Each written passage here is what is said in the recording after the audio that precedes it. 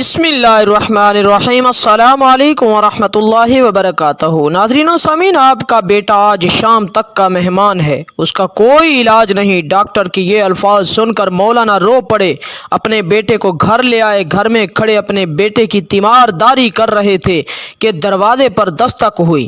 مولانا دروازے پر گئے، باہر ایک بوڑھے شخص کو کھڑے پایا۔ حضرت نے سلام و دعا کے بعد پوچھا، بابا جی خیریت سے آئے ہو؟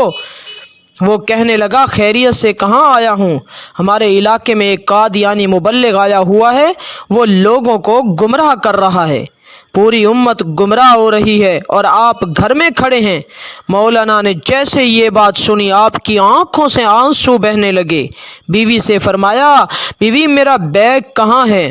بیوی نے بیگ اٹھا کر دیا اور آپ بیگ ہاتھ میں پکڑے گھر سے روانہ ہونے لگے۔ بیوی نے دامن پکڑ لیا اور کہنے لگی، مولانا آخری لمحات میں اپنے نوجوان بیٹے کو اس حالت میں چھوڑ کر جا رہے ہو؟ مولانا نے آسمان کی طرف نظریں اٹھائیں اور رو کر روانہ ہونے لگے تو بلب بیٹے نے کہا، ابا جان میں آج کا مہمان ہوں، چند لمحے تو انتظار کر لیجئے، میری روح نکل رہی ہے، مجھے اس حال میں چھوڑ کر جا رہے ہو؟ مولانا نے اپنے نوجوان بیٹے کو بوسہ دیا، رونے لگے اور فرمایا، اے بیٹے بات یہ ہے کہ میں محمد صلی اللہ علیہ وآلہ وسلم کے دین کی خاطر جا رہا ہوں، کل قیامت کے دن حوض کوثر پر ہماری تمہاری ملاقات ہو جائے گی۔ یہ فرمایا اور گھر سے روانہ ہو گئے۔ اڈے پر پہنچے، ابھی بس میں بیٹھے ہی تھے کہ چند لوگ دوڑے آئے اور کہنے لگے، مولانا آپ کا بیٹا فوت ہو چکا ہے، اس کا جنازہ پڑھاتے جائیے۔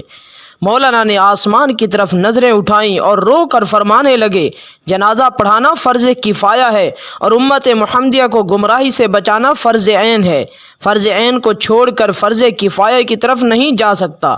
پھر وہاں سے روانہ ہو گئے، اس علاقے میں پہنچے، اللہ تعالیٰ نے کامیابی عطا کی، وہ قادیانی مبلغ بھاگ گیا۔ مولانا 3 دن کے بعد گھر واپس پہنچے، بیوی قدموں میں گر گئی اور رو کر کہنے لگی، مولانا جب آپ جا رہے تھے تو بیٹا آپ کی راہ تکتا رہا اور کہتا رہا، جب ابا جان واپس آئیں تو انہیں میرا سلام عرض کر دینا۔ مولانا جب یہ سنا تو فوراً اپنے بیٹے کی قبر پر گئے اور دعا مانگنے لگے، اے اللہ ختم نبوت کے وسیلے سے میرے بیٹے کی قبر کو جنت کا باغ بنا دے۔ مولانا دعا مانگ کر گھر واپس آئے تو رات بیٹے کو خواب میں دیکھا۔ بیٹے نے اپنے ابا سے ملاقات کی اور کہا کہ محمد صلی اللہ علیہ وآلہ وسلم کے رب کی قسم، ختم نبوت کے وسیلے سے اللہ تعالیٰ نے میری قبر کو جنت کا باغ بنا دیا ہے۔ ختم نبوت کے اس مجاہد کو دنیا حضرت مولانا غلام غوث ہزاروی رحمۃ اللہ علیہ کے نام سے جانتی ہے۔ ایسے تھے ہمارے اکابر جنہوں نے ناموس رسالت کی خاطر اپنا سب کچھ قربان کر دیا تھا۔ اے اللہ جو اسے آگے شیئر کرے اس کی تمام